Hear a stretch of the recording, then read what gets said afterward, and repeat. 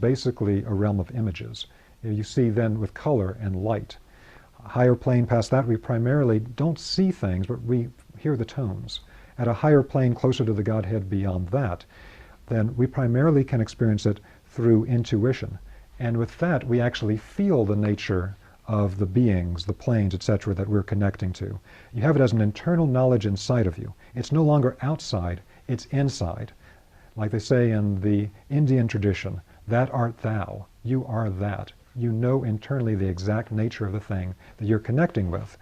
That is also connected with the idea that in higher realities, in the physical world, physical bodies are always separate. We can never fully interpenetrate. But in higher spiritual planes, that's not true. You can access what appears to be a spiritual being on a higher plane that appears to be one being. And then it begins to peel out, one being after another, out of the composite being. Because these beings can actually move into one composite being at a higher level. It's not like the physical plane. There's no physical separation. If they are of the same resonant quality, they can become one composite being. An idea sometimes called combinescence. Then the next stage is knowledge of the relations between the macrocosm and the microcosm. Now we understand the way that the higher spiritual world and the physical world fit together. It's a continuum. They're not really separate. The astral world is not something out there. The astral world is all around and inside of us all the time. We begin to understand the way macrocosm and microcosm fit together. And then the next stage, we actually have a union with the macrocosm.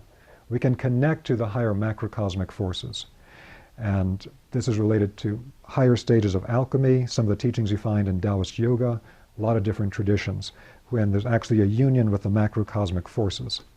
And then the final stage is given different terminology in different texts. In one, they would refer to it as attaining blissfulness in God. Another would call it unifying the earlier stages. But essentially at this point of being able to unify with the macrocosm, there is not a separation of oneself from the Godhead. One can completely unify with the nature of the Godhead that's inside of our I Am presence. And this happens as a totality after the transformation of the other lower bodies. So this is the general sense of the 7 Rosicrucian stages. So that then leads to the question of, okay, from this really big picture of how things fit together, what does one actually do as a system of initiation practices? And you can find all types of Rosicrucian work where there are different types of practical applications of the work that they do. It might be hands-on healing. It might be working with the forces in the earth like biodynamics. It might be all kinds of things that are practical applications. But the practical applications all come from a certain type of internal development. And in fact, it's understood in Rosicrucianism and by the Sufis and by other groups that to train in such a way as to try to develop particular types of esoteric spiritual skills or abilities, if you have not developed the foundational transformation of consciousness, is something that's actually not helpful over time. It actually takes you in a very different path if you try to develop the skills rather than having transformed your consciousness to when those new occult powers come up naturally. They'll just develop on their own. So you can find teachers in the Himalayas, the Sufis, etc. They all teach this principle. Don't train for the power, train for the state of consciousness, and then the power will present itself naturally. Depending on the group, there can be different types of prohibitions on the use of powers publicly. The Rosicrucians have a particular prohibition about the use of one's powers to help oneself rather than to help others. It's really done to be put at the service of others. And in some traditions, they don't allow you to make any public demonstration of one's spiritual or occult abilities at all, particularly among classical Sufi groups.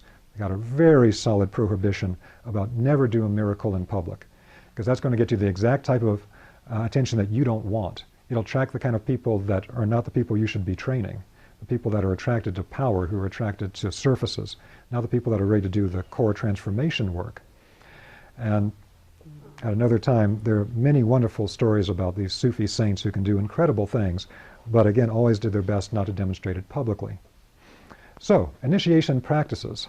The core of it has to be the awakened self, of attaining directly, from the Christian perspective, directly with the Christ being, which would be essentially the same as in other traditions of connecting to the mind of God, because the Christ being is a macrocosmic being that represents this for us and that directly interacts with us all the time. So one of the most fundamental practices for the Rosicrucians are what they call the 6 basic exercises. Now the 6 basic exercises were talked about by Rudolf Steiner as something that if you did nothing else, do these. Because some types of occult practices that you do could actually end up being harmful to you. But any of those harmful effects could actually be neutralized if you practice the 6 basic exercises. A little bit of background to this. Why are there 6 basic exercises? If you went into the larger context of it, there's the understanding that the different energy centers in the human body have a geometry to them. And so the Hindus teach that the heart center is a 12-petal lotus. In other words, there's a 12-fold differentiation of functions inside the heart center. And so within Rosicrucianism, there are these kind of veiled references to within those 12 centers of the heart. In our previous stages of evolution, we've already developed 6 of them. The other 6 we need to develop now.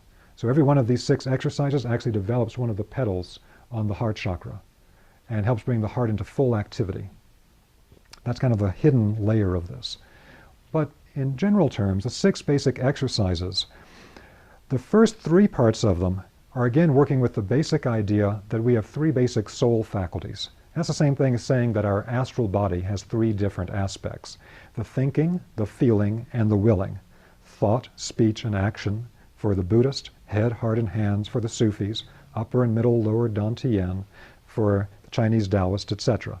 We have these 3 primary centers: thinking, feeling, and willing.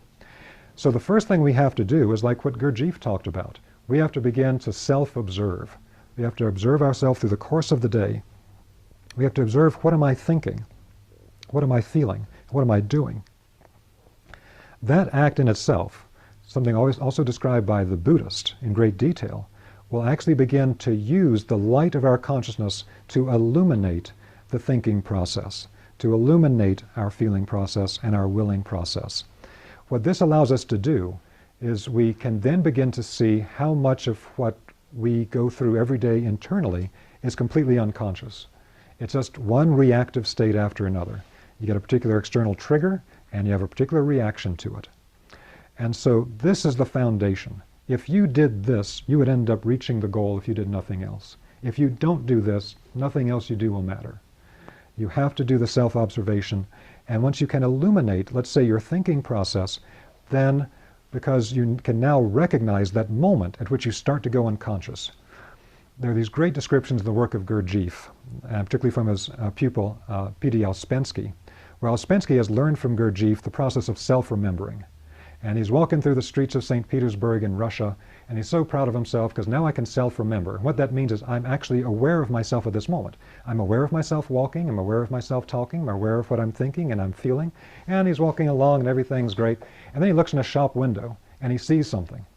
And he says, and then I woke up 8 hours later at home.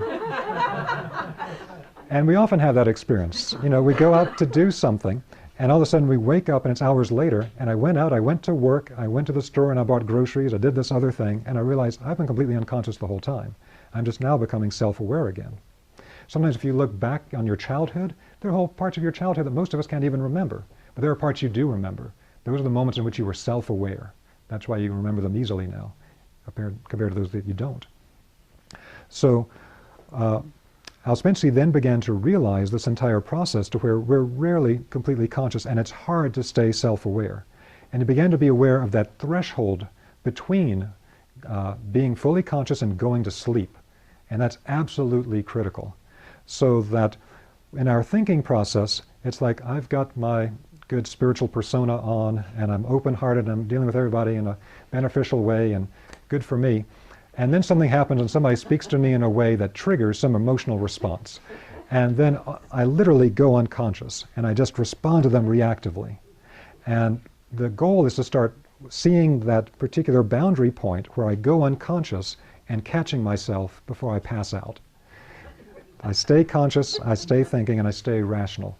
And it's much harder to do than it sounds. And it's that much harder to do with the feeling and the willing, because those are already less conscious than our thinking is. But when we begin to see how much negative feeling we actually harbor about other people and all the things in the world, it's not a pretty picture. And then to see what we actually are doing in the world, This is a thing not only of what we are actually doing, we might do some things that when we begin to review it in a later exercise, we say, ooh, what I did with my will force is what I actually